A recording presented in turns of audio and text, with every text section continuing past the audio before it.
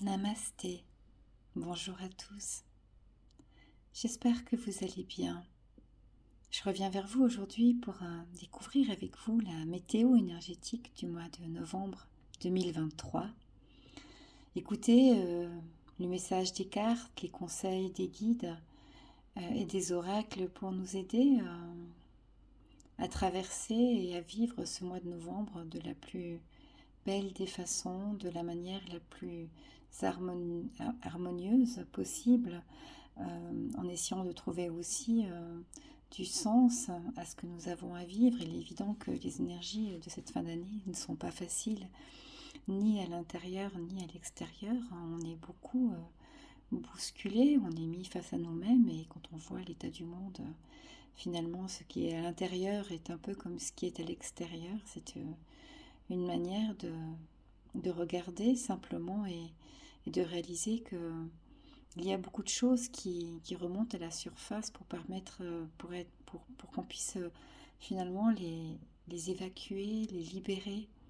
Cette fin d'année 2023, c'est un peu comme si on refaisait un petit peu un retour en arrière sur tout ce qu'on a déjà fait comme chemin depuis 2-3 ans, toutes les évolutions qui ont eu lieu dans nos vies. Et c'est le moment, là, dans cette fin d'année, de revenir en arrière pour évaluer le chemin parcouru.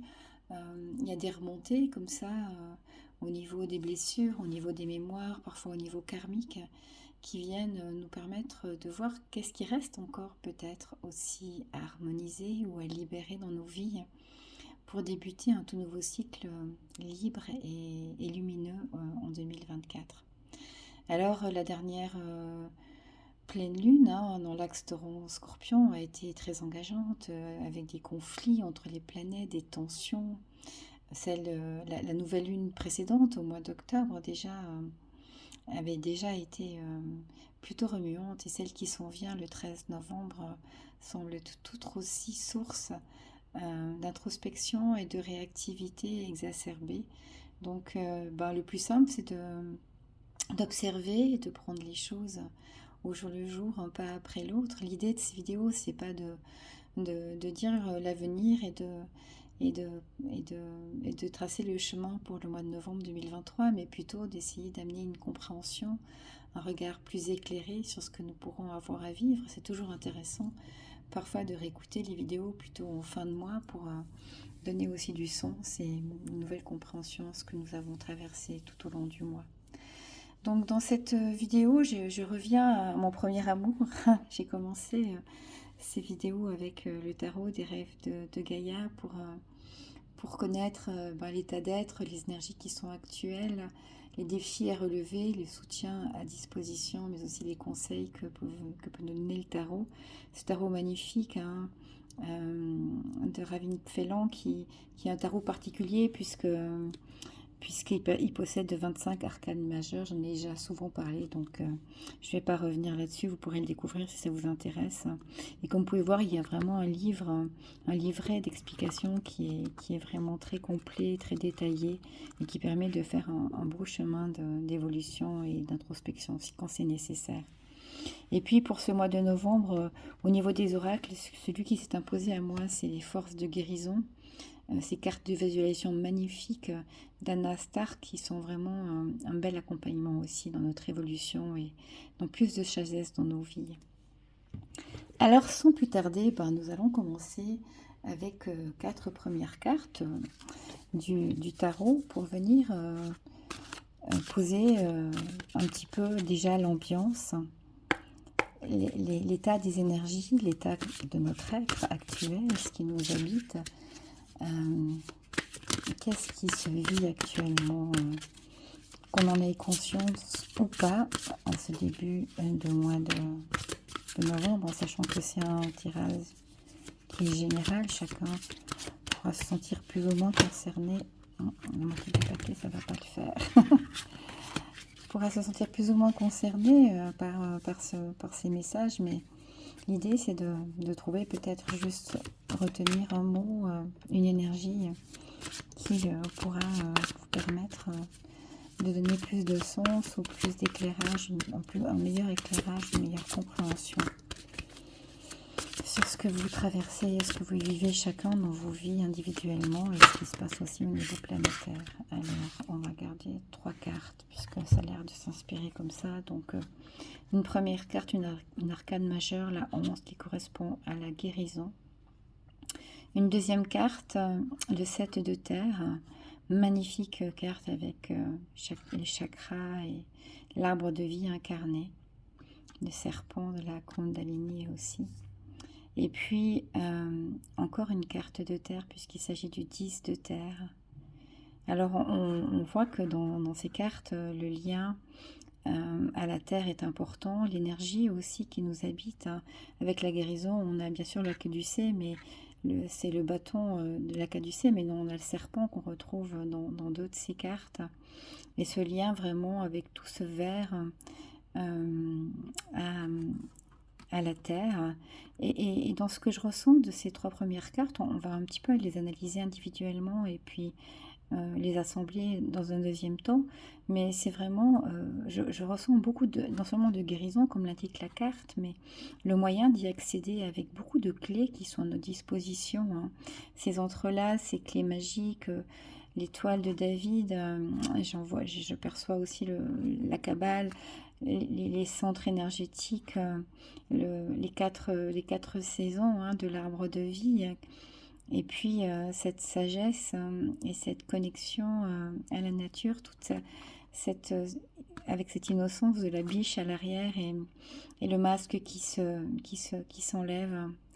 Un besoin peut-être de se reconnecter à notre essence, à la terre, à notre magie, à notre auto-guérison, et aussi à notre vérité en étant complètement authentique et vrai. On va revenir sur chacune de ces cartes un petit peu plus tard, après la cueillette des cartes. Mais voilà, un premier message déjà bien complet et assez cohérent pour les énergies qui nous traversent, qui nous habitent actuellement, ce début du mois de novembre. Demandons maintenant au guide quel est le défi que nous aurons à relever d'une manière, encore une fois, individuelle ou collective, chacun à sa mesure, à travers ses expériences de vie. Quelles sont les énergies challengeantes, l'enseignement qui nous est proposé pour ce mois de novembre. Alors on est dans le mois du Scorpion et on tire cette carte du désir qui a quelques ressemblances avec la carte du diable pour ceux qui connaissent le tarot. J'y vois aussi tous ces animaux, cette conscience, cette connaissance. Le lotus, c'est très très vaste, mais peut-être rester connecté au désir profond qui nous habite sera le défi à relever pendant ce mois de novembre.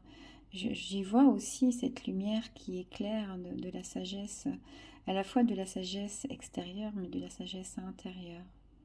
Nous allons encore une fois revenir un peu plus en détail sur cette carte du désir, mais on a déjà 2 arcanes majeures, ce qui n'est pas anodin pour un mois de novembre.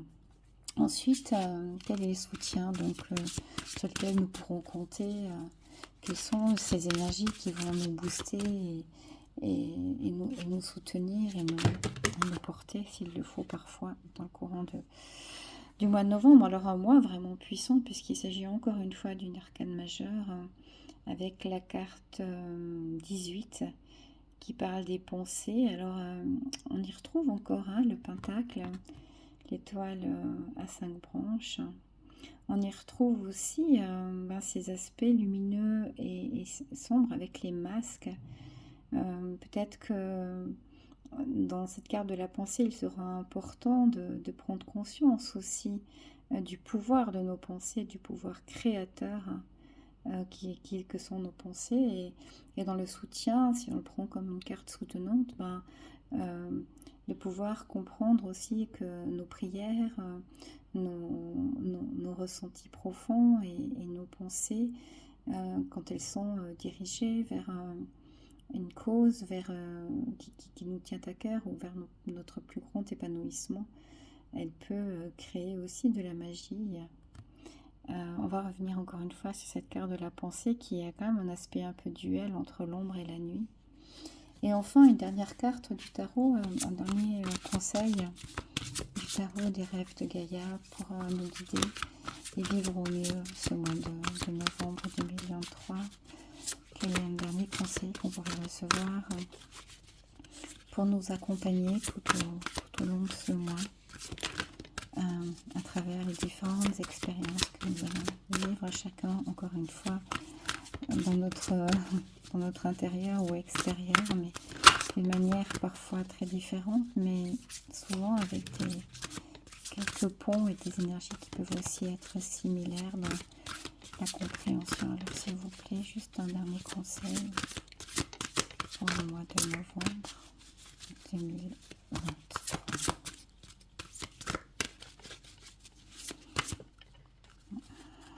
Une carte qui s'était retournée, on va les prendre. Elles n'ont pas sauté, mais se sont retournées. Alors, il s'agit du 6 de terre. Hein. Le 6 de terre, c'est le 6 de denier dans le tarot traditionnel. Donc, on se retrouve avec la juste mesure de ce qu'on donne et ce qu'on reçoit. C'est le travail qui ramène aussi les récompenses obtenues. Alors, ce qui est intéressant et intriguant aussi dans cette carte, c'est de voir qu'il a les mains menottées, en fait. Et on dirait presque qu'il a comme un étau, comme ça, autour du crâne. Et puis, en même temps, le 9 d'air, hein, qui correspond aux cartes des épées, aux cartes des pensées aussi. Elles sont très, très différentes, ces deux cartes, dans des univers très terriens, terrestres. Pour le 6 de terre est très éthérique, très au niveau du monde du rêve, du céleste, au niveau du 10, pardon, c'est du 10, du 9 d'eau en fait, c'est le 9 de cœur, c'est le 9 de coupe, pardon. Le 9 d'eau, c'est pas l'air, c'est l'eau. Ouais, l'énergie du 9 d'eau, d'accomplissement et de bonheur. Alors, ça fait pas mal de cartes à regarder. Je vais prendre juste un tout petit moment pour laisser la sagesse et les messages des guides arriver.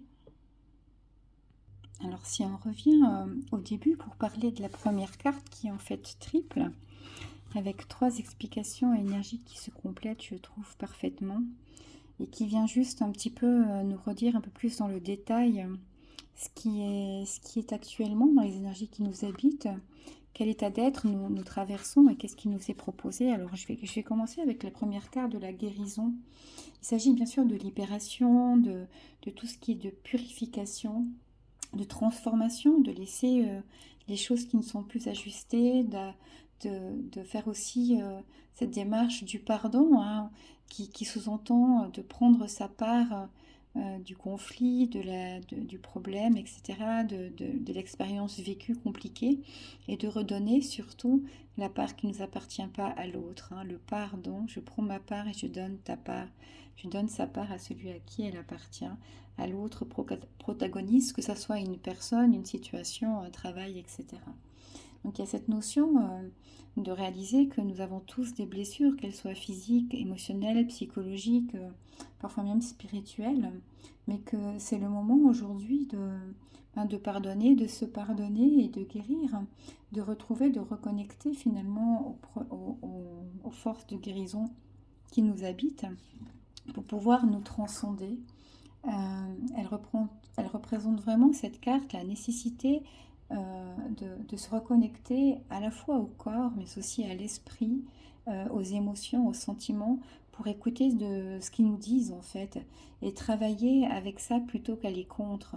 Le meilleur moyen de guérir, c'est déjà d'accepter de ce qui nous traverse, ce qu'on vit, hein, de pas mettre ça sous un tapis ou de pas l'ignorer, mais simplement d'essayer d'accueillir en travaillant justement avec ce qui nous arrive plutôt qu'en se battant contre.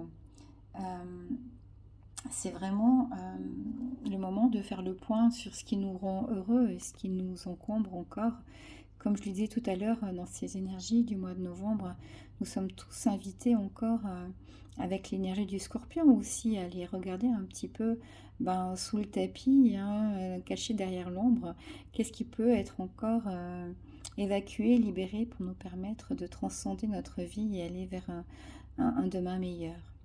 Et puis, la deuxième carte qui vient avec cette guérison, on pourrait dire que c'est un peu finalement la clé de la guérison, puisque c'est le 7 de terre, hein, le 7 de denier dans le tarot traditionnel, qui lui, dans cette carte en particulier, vient nous parler de méditation, hein, on voit dans la carte, mais aussi vraiment d'ancrage, d'enracinement.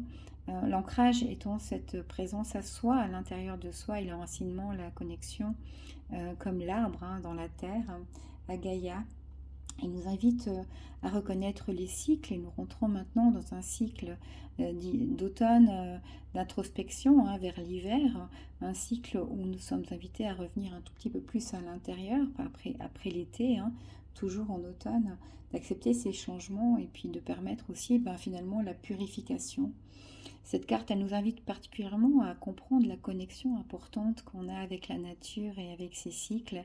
Elle nous invite de laisser aussi la nature, Gaïa, nous guérir, en se sentant vraiment en lien, en union avec elle, en union avec tout ce qui vit, tout ce qui existe sur Terre.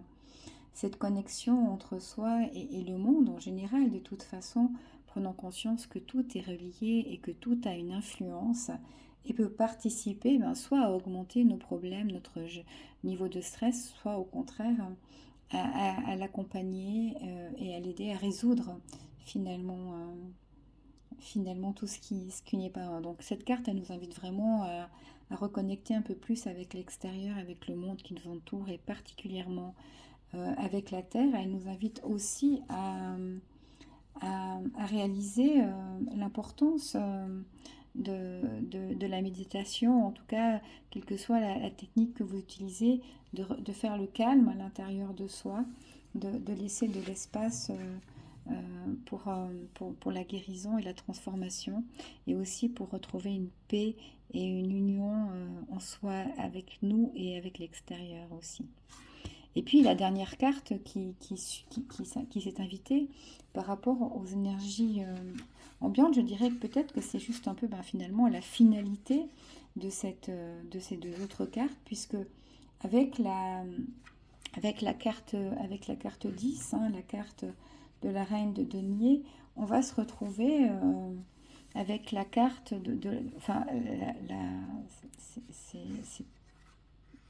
c'est pas la reine, c'est le 10 de terre en fait.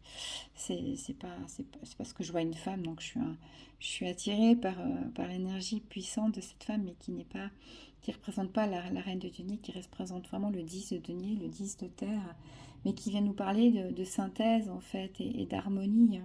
Elle vient nous parler de fin de cycle aussi, avec comme tous les 10. Et des idéaux élevés qu'on peut avoir. C'est aussi le temps avec le 10, le temps des récompenses, des récoltes. Quand on a acquis une certaine paix intérieure, les choses peuvent arriver plus facilement à nous. Après avoir pris le temps de se guérir, de regarder à l'intérieur de soi, de faire du vide en soi, on peut laisser tomber les masques et puis arriver à réaliser tout ce chemin qu'on a parcouru. Et puis recevoir dans l'harmonie tous les cadeaux que la vie est à nous offrir et débuter pour pouvoir commencer et débuter un tout nouveau cycle.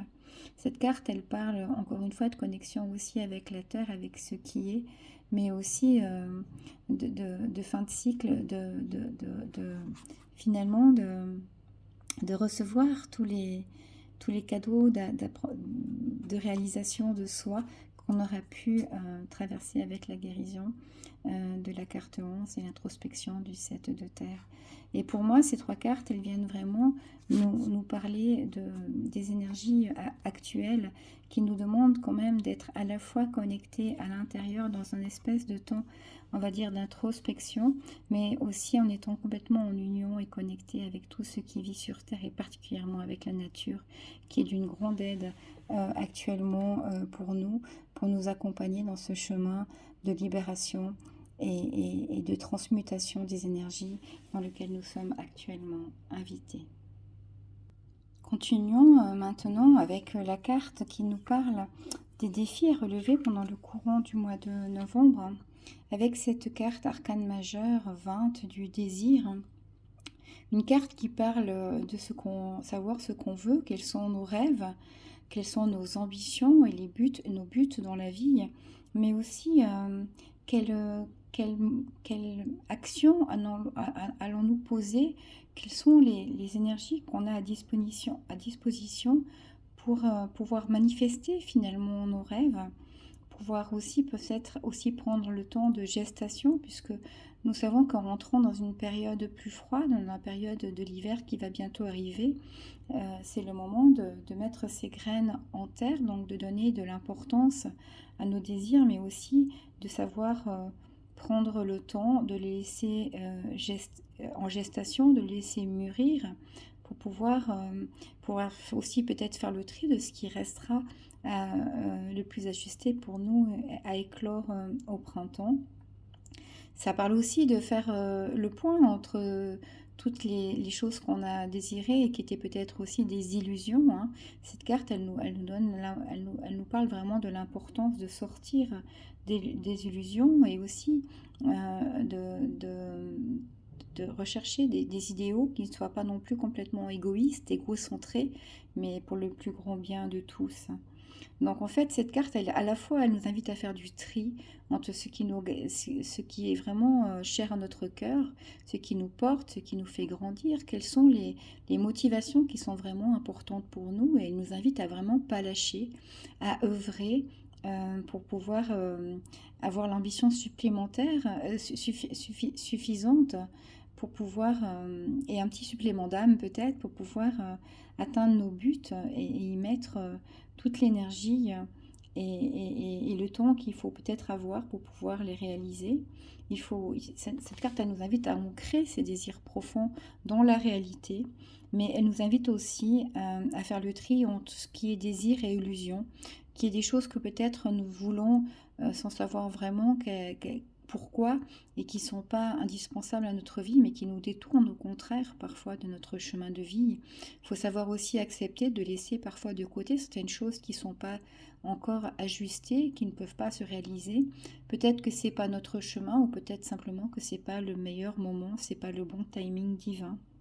Donc il faut aussi, avec la carte du désir, se laisser vraiment être en conscience avec ce qui nous guide à l'intérieur, cette force de vie qui nous guide, écouter les signes, écouter notre propre intuition pour pouvoir avancer dans la réalisation de nos rêves, tout en étant dans une espèce d'harmonie avec les autres, avec le monde, en ayant conscience que quand un désir est purement égoïste, il vient souvent parler d'un manque à l'intérieur, alors que si un désir qui nourrit le corps, il vient souvent œuvrer pour le plus grand nombre. Et nous sommes invités à prendre peut-être cette conscience de quelles sont nos réelles motivations, quels sont nos réels désirs, et qui sont connectés à notre plus grand bien, à notre évolution, à notre cœur, et nous donner les moyens de pouvoir les réaliser en plantant les graines nécessaires qu'il faut pour que ces désirs deviennent une réalité.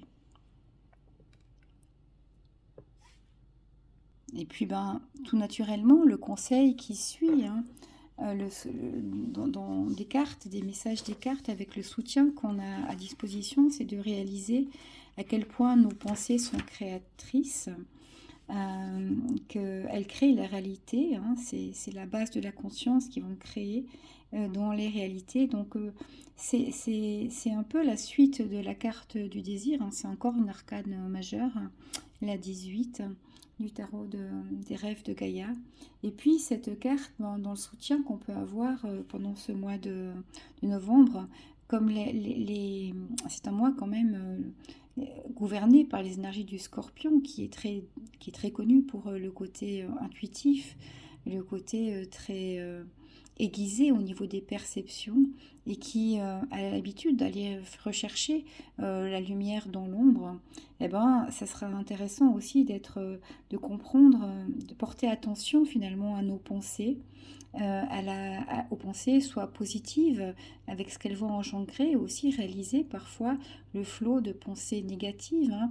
C'est assez facile actuellement de se laisser aller à redevenir victime quand on voit tout ce qui va pas bien, toutes ces souffrances, toutes ces guerres, toutes ces difficultés qui se vivent sur Terre actuellement, et que ça soit d'une manière plus générale, mais aussi dans nos familles, dans nos connaissances autour de nous.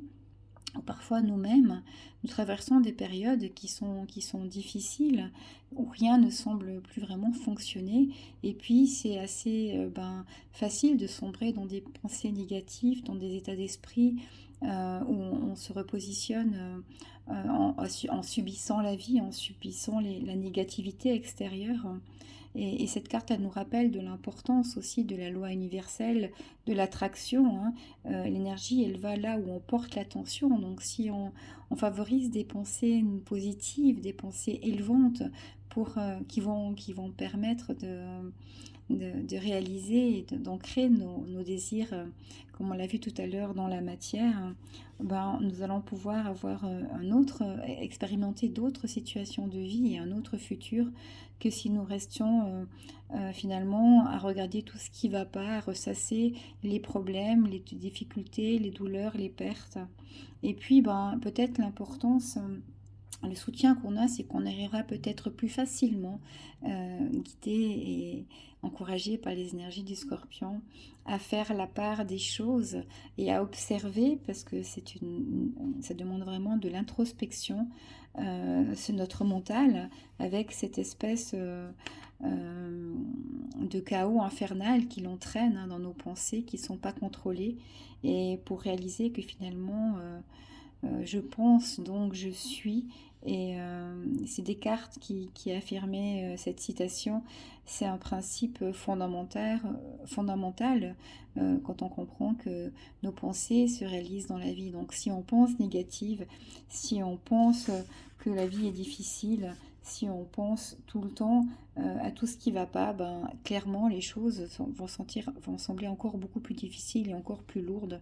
Et alors que même quand les choses vont pas bien, si on essaye de chercher des solutions, de chercher des potentiels d'amélioration, de chercher aussi peut-être à mettre plus d'importance à ce qui va bien, de prendre plus de temps pour être en connexion avec la nature qui, elle, est toujours pleine de ressources et de sagesse, et ben, finalement, nos pensées pourront nous permettre de créer un meilleur avenir et même un meilleur instant présent si on arrive à les réguler et à les laisser un petit peu aussi passer sans trop s'y attarder.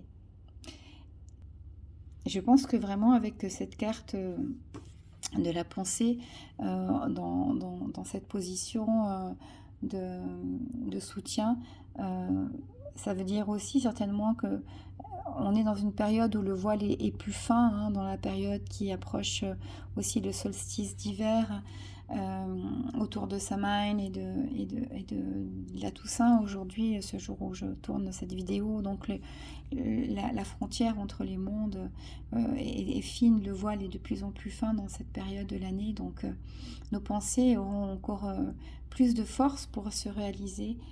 C'est ce que nous disent les cartes, en tout cas, en nous soutenant avec cette carte. Et pour terminer avec les messages du tarot, les messages des cartes du tarot, nous voici maintenant avec deux cartes, encore une fois, pour les conseils qu'on peut nous donner et comment on peut être guidé au mieux pour traverser cette période du mois de novembre. Et là, on a deux cartes qui sont, je trouve, aussi fort complémentaires. Alors, autant les premières étaient comme une suite, là, elles sont plutôt dans le complément, puisqu'on a le 6 de terre et le 9 d'eau. Donc, le 6 de terre qui vient nous parler de l'importance de la famille, de la communauté, mais aussi des responsabilités. Et puis, je cherchais un petit peu le sens d'avoir des menottes, mais finalement, ce 6 de terre peut nous parler aussi de verser aussi dans l'attachement quelque part, hein, et dans les dépendances, d'être parfois trop dans le devoir ou au service. Donc, Cette carte, elle nous parle de responsabilité qu'on a, mais aussi par rapport aux autres, pardon, mais aussi par rapport à nous-mêmes. Elle nous représente, elle nous invite à prendre soin de la vie dans son ensemble. Et puis parfois de reconsidérer notre responsabilité finalement dans ce qui se passe, d'être aussi disponible pour les autres, de parfois savoir aussi nourrir une communauté ou une famille, d'observer aussi comment nous partageons nos biens par rapport aux autres, par rapport à nos ressources, par rapport à la planète. C'est une carte qui nous invite à l'équilibre, à la juste mesure du donner et du recevoir. Et puis, dans ce conseil d'être quelque part ajusté, et si on revient au désir tout à l'heure, les désirs du cœur, qu'ils soient aussi pas seulement d'un point de vue, on va dire, égoïste et égocentré, mais pour le plus grand bien de tous, il nous amène aussi vers le 9 d'eau, qui est une carte d'acceptation, mais aussi d'ouverture, hein, d'éveil émotionnel. C'est une carte qui nous amène au contentement et au bonheur, tout en nous faisant prendre conscience finalement que les expériences qu'on a pu vivre dans le passé ont laissé des empreintes émotionnelles, et que c'est important de mettre la lumière sur tout ce qu'on peut encore avoir à l'intérieur de nous qui se cache et qui nous freine. Les expériences passées sont ce qui peut nourrir notre compréhension, nous apportent les enseignements de la vie pour nous permettre d'avancer. Et en fait, cette carte, elle nous invite à un processus d'allègement, en sachant que finalement toute épreuve ou toute expérience vécue dans le passé était aussi une bénédiction, déguisée ou pas, pour évoluer. Et elle nous invite aussi à briser toutes les chaînes émotionnelles. Donc ces deux cartes mises ensemble, elles nous invitent à la fois, avec le 9 d'eau, à aller faire le tri de ce qui nous a encore gardé dans des douleurs ou dans des protections liées aux peurs, et en fait de nous alléger pour pouvoir, dans la vie de tous les jours, être au service aussi pour soi, mais pour les autres, transmettre nos expériences, nos compréhensions, et œuvrer pour notre plus grand bien et pour le plus grand bien de tous. Donc, quand on voit toutes ces cartes, je trouve que c'est un mois qui correspond tout à fait au mois d'automne, au mois de novembre et au mois du Scorpion, parce que on nous invite à guérir, à transmuter encore des énergies, à laisser partir et retourner à la terre comme les feuilles des arbres en automne, tout ce qui peut pouvoir servir d'humus, mais qui ne nous sert plus à notre propre évolution personnelle. Et il nous invite ce tirage, ces messages, à prendre conscience des désirs de notre cœur, de faire le tri entre les illusions et les désirs profonds qui nourrissent notre vie et qui servent nos buts les plus ajustés et les plus purs. Il faut oser rêver grand, certes, mais sans se bercer d'illusions, en étant vraiment connecté au grand tout. Et puis, réaliser aussi l'importance de nos pensées dans nos co-créations. Laisser aussi des pensées élevantes nous inspirer. Et on peut penser aussi à la prière dans cette carte. Je ressens aussi l'importance des prières, des mantras, de laisser des pensées sacrées, spirituelles, s'élever dans cette période un peu sombre du mois de novembre. Et puis finalement, guérir de son passé avec la carte du 9 d'eau, guérir de nos blessures émotionnelles, des empreintes laissées encore par nos expériences passées, pour pouvoir nous mettre aussi au service, sans être dans l'attachement, mais dans la bienveillance, pour notre plus grand bien et pour le plus grand bien de tous. Chacun trouver notre voie, on a tous une place à occuper sur Terre, on a tous quelqu'un qu'on peut accompagner sur un bout de chemin, et puis on le fera d'autant mieux si on est libéré de nos douleurs, de tout ce qui nous retient dans un émotionnel qui n'est pas encore apaisé.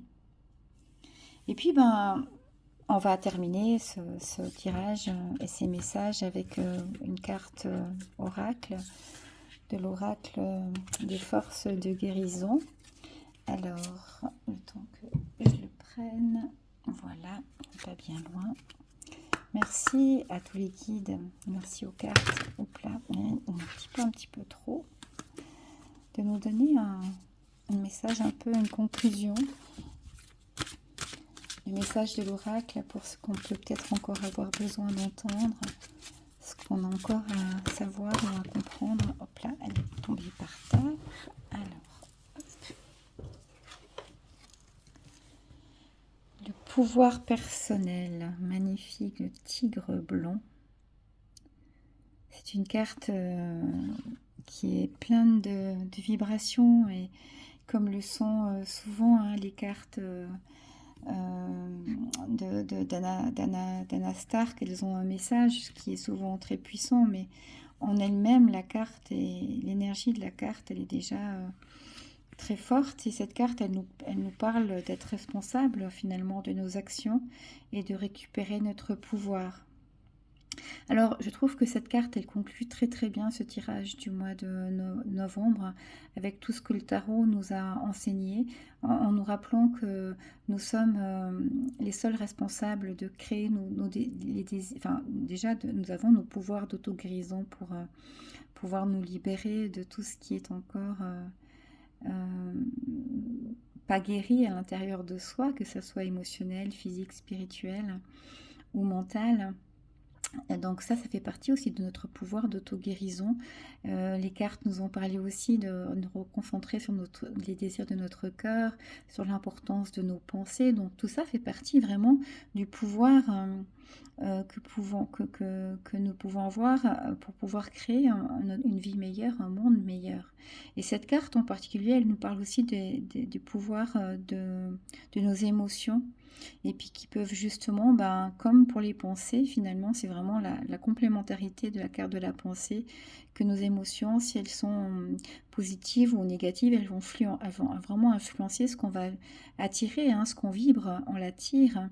Et avec cette carte du tigre blanc de Sibérie, on nous demande vraiment de réaliser quand même le pouvoir qu'on a d'exprimer à la fois nos émotions, nos sentiments profonds, mais aussi de transformer toutes nos pensées négatives en positives. Cette carte, elle nous invite à renoncer à tout l'aspect de victimisation qu'on peut avoir et puis d'accepter la totale responsabilité de nos pensées et de nos émotions qui vont créer notre monde et notre futur de demain. D'avoir aussi cette capacité d'embrasser avec amour tout ce qui nous arrive en sachant que ça sert à notre évolution et de cultiver un environnement plus sain aussi en libérant tout ce qui ne nous sert pas, peut-être trop d'informations, peut-être des personnes négatives qui nous ramènent vraiment dans une énergie toujours négative justement, avec des énergies qui vont nous affecter, qui vont nous faire perdre de notre énergie justement.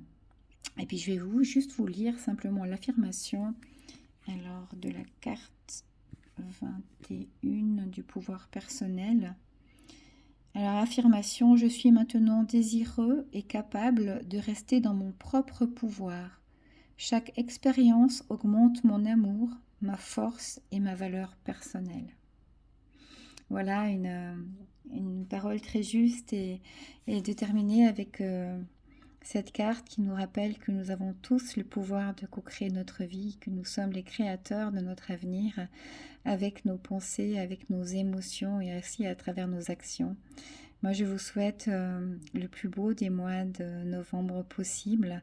Je vous souhaite d'avoir aussi de la douceur pour pouvoir accueillir les moments difficiles et les moments peut-être où vous aurez l'impression de sombrer ou de vous retrouver dans des énergies plus basses pour pouvoir accueillir simplement ce qui est, puis remonter gentiment, pas à pas à la surface et retrouver quelque chose de plus positif et de plus vibrant pour créer le meilleur des avenirs pour vous-même et pour le monde.